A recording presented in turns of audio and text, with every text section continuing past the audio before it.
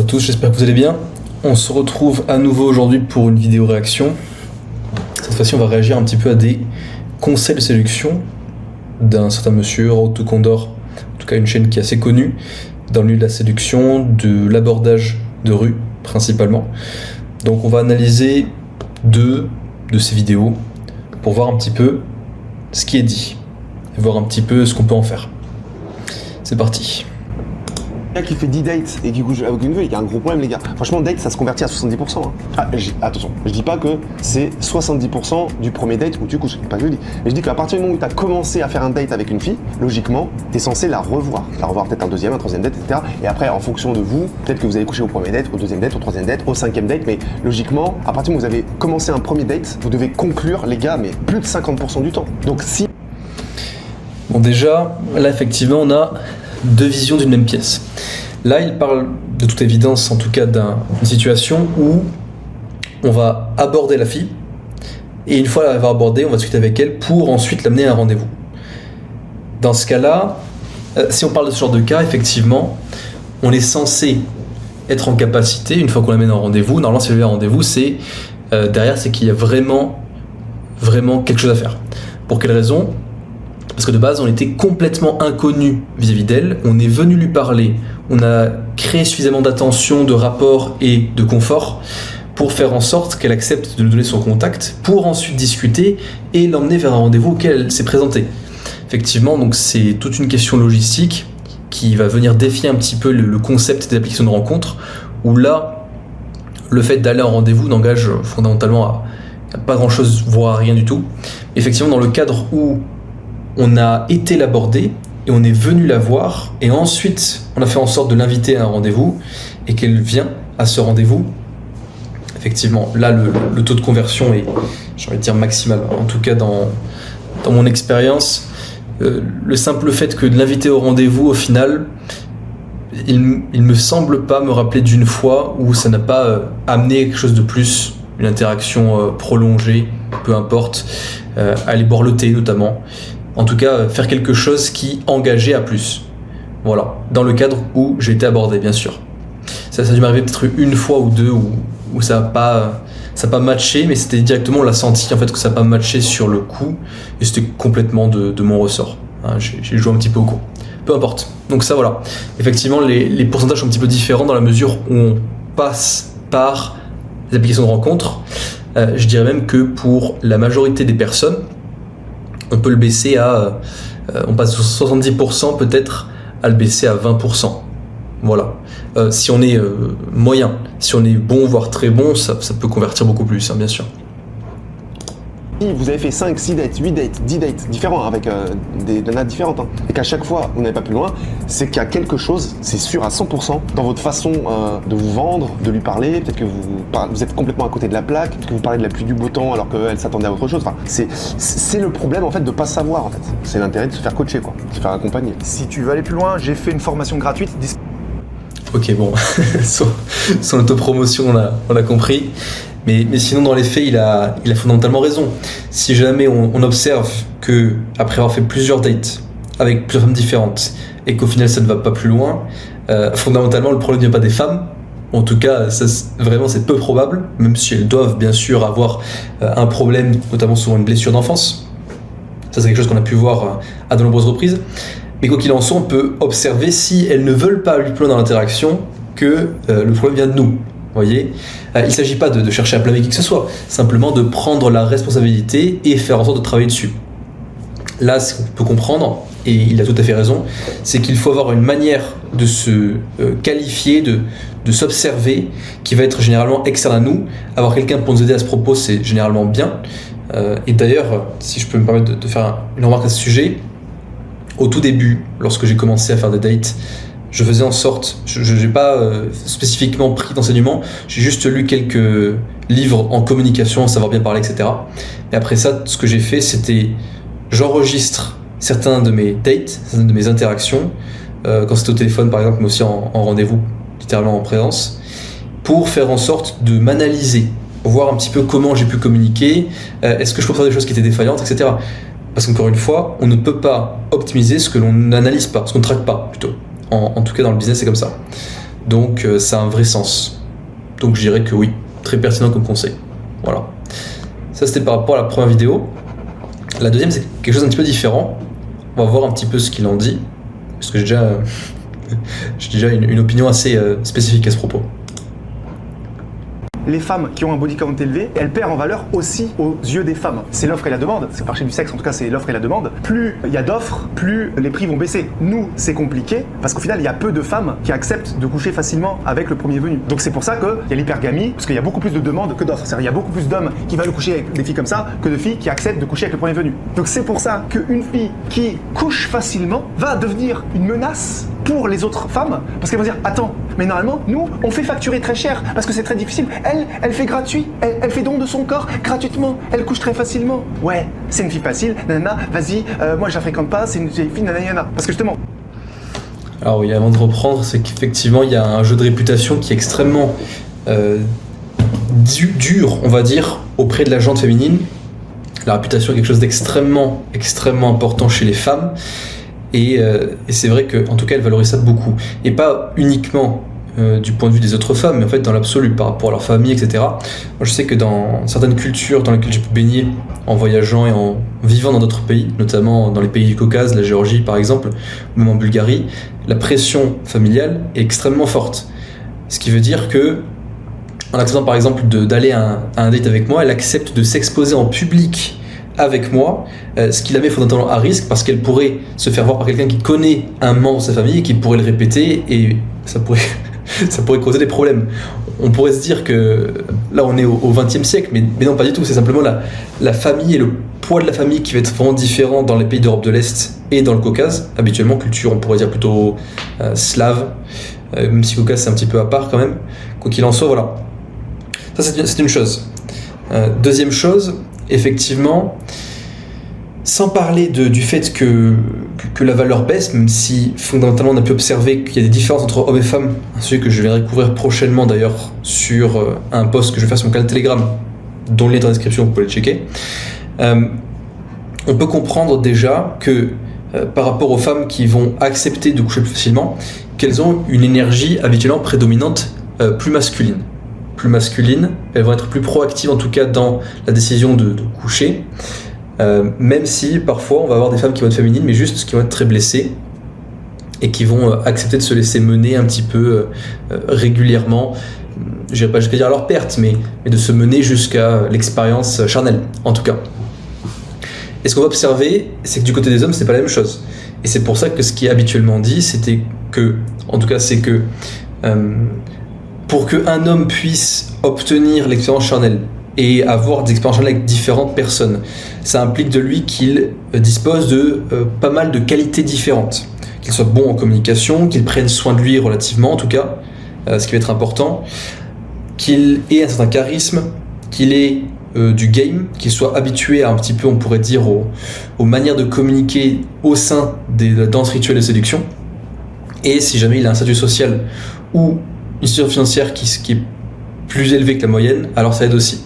Donc il y a quand même plein de facteurs qui sont importants pour pouvoir obtenir l'expérience charnelle de son côté. Maintenant, du côté des femmes, n'en dépendent justement de vouloir bénéficier d'expériences charnelles avec des hommes de haute qualité. S'il s'agit juste de disposer d'expériences charnelles, fondamentalement c'est elle qui accepte.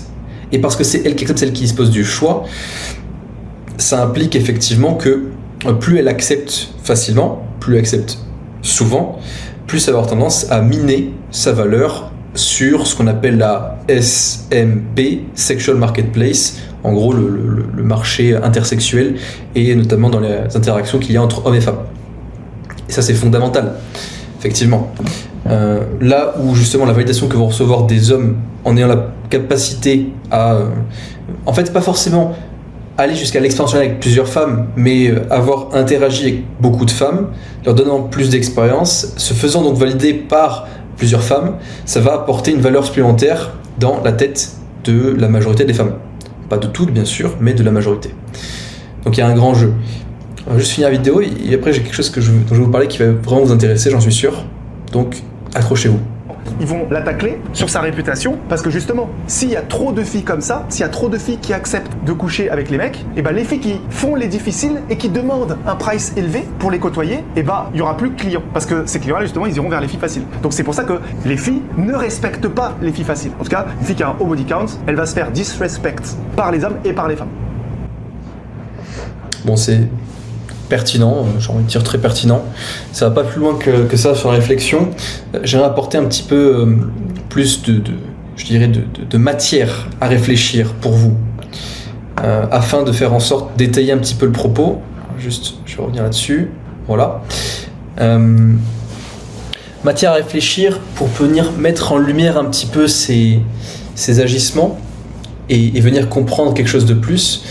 On va avoir notamment ce qui est discuté dans les milieux un petit peu de pick-up artistes, ce qu'on appelle le ASD, Anti ou Anti-Slut Defense.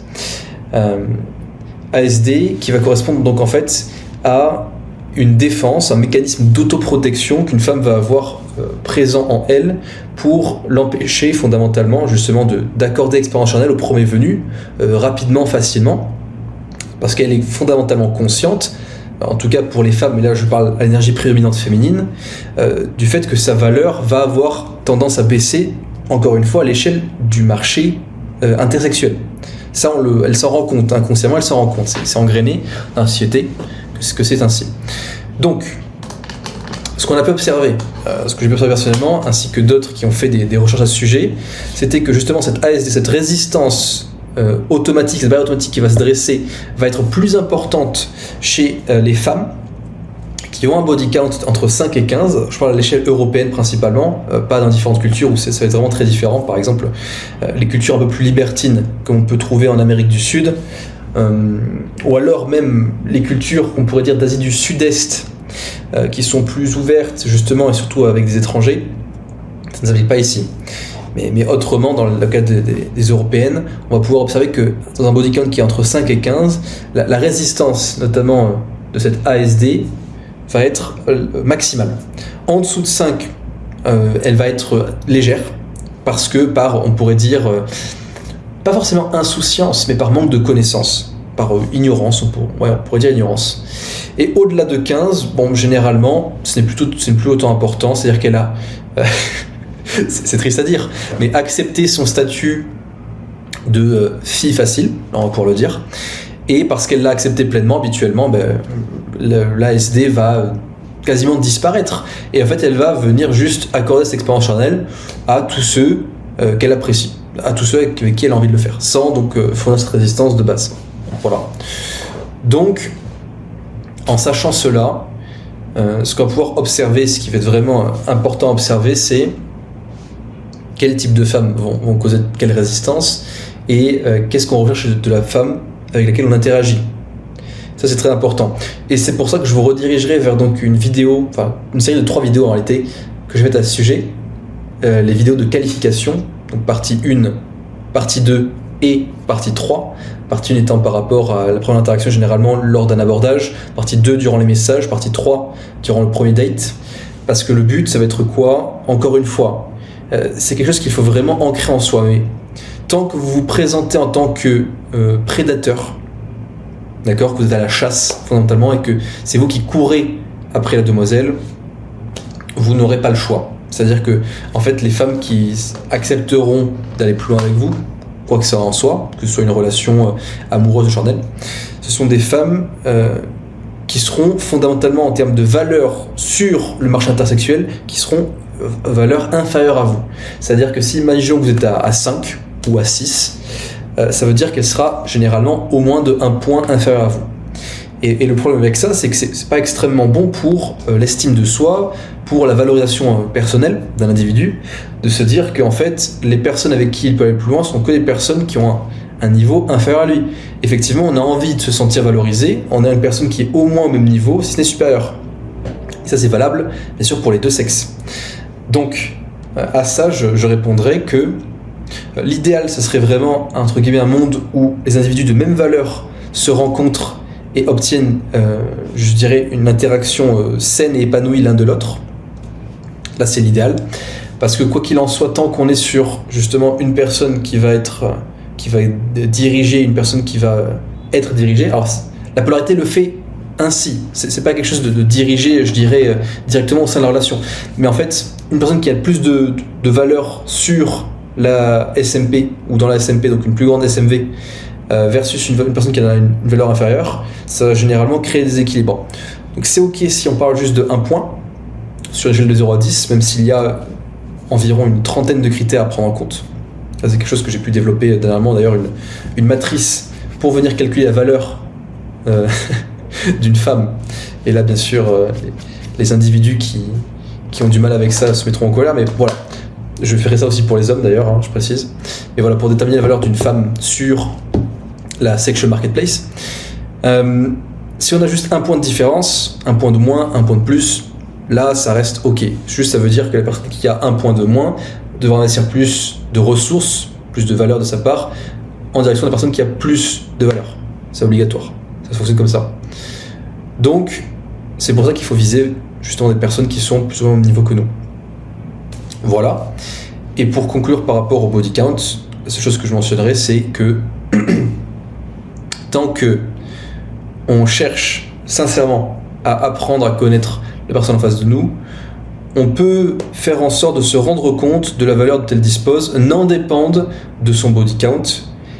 Et la seule, je dirais, réserve que j'aurais à ce propos, effectivement, c'est quand on dépasse le body count de 15, en fonction de l'âge bien sûr. Si la demoiselle était présente pendant une dizaine d'années sur la dating scene, c'est-à-dire qu'elle a 25 ans ou plus, et qu'elle a au-delà de 15 de body count, posez-vous la question des implications. Vous voyez, parce qu'encore une fois, effectivement, être dans la promiscuité régulièrement ou avoir une période de promiscuité, qu'est-ce que ça implique de la personne ? Elle n'a pas fait un travail sur elle, elle est perdue, elle est blessée, et très généralement, ce sont des personnes qui ne vont pas avoir pu se remettre en question, sauf dans de rares cas, et c'est pour ça qu'il faut pouvoir être observateur, ne pas directement juger par rapport au body count, parce qu'on peut trouver justement des femmes qui ont pu, après avoir eu une très courte période de grande promiscuité, avoir fait vraiment un travail sur elle. Mais bon, à choisir, effectivement, il est mieux d'avoir trouvé une femme qui aura fait ce travail avant une période de promiscuité, donc en n'ayant pas eu de période de promiscuité conséquente, disons. Voilà. Encore une fois, je le répète, je le rappelle, idéalement, il s'agira de ne pas tout miser sur l'obtention de promiscuité, donc d'expérience charnelle rapide. En tout cas, je ne saurais que ne pas vous le recommander, en tout cas, vous recommander plutôt de faire l'inverse, de venir tisser des interactions, tisser du lien avec différentes personnes, comprendre comment elles agissent, mais miser sur un travail sur vous-même avant de vous tourner vers l'extérieur et faire en sorte notamment d'attirer à vous une partenaire qui est compatible. Voilà. Quoi qu'il en soit, si vous voulez en savoir plus, n'hésitez pas à rejoindre mon canal Telegram dont le lien est dans la description, comme toujours. Et si vous avez des questions plus spécifiques, des thématiques que vous voulez traiter, que vous voulez avoir des conseils plus axés sur votre propre situation, vous pouvez aussi réserver une consultation avec moi directement sur mon Calendly dont le lien est en description aussi. Voilà. Sur ce, c'était Rémi. Bon courage.